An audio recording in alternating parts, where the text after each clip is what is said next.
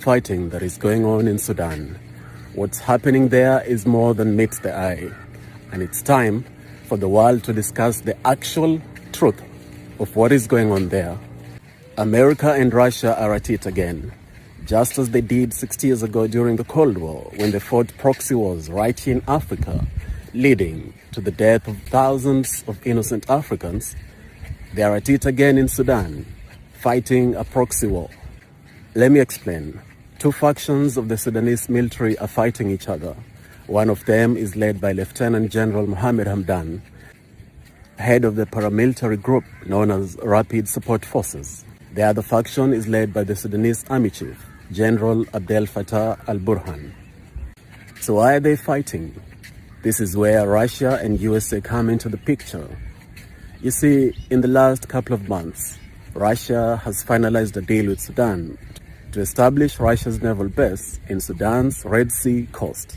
America is not too happy with that. Actually, they're furious.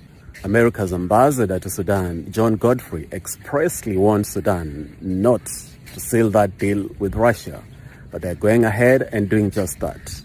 And so when the paramilitary unit began fighting the other faction of the army, that wasn't happening in a vacuum. The big problem is that you're not going to hear this in the mainstream media. Neither are you going to hear a lot of African governments voicing this, which is very unfortunate, because Africa must learn to speak its truth and stand on this truth, because truth will set you free. So it is left to the African people, we the African people, to speak this truth and tell America and Russia to get off Africa, to get their hands off Africa.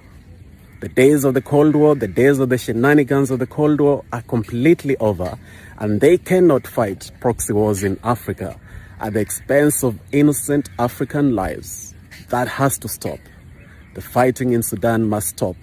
The puppet masters must stop their evil, diabolic games.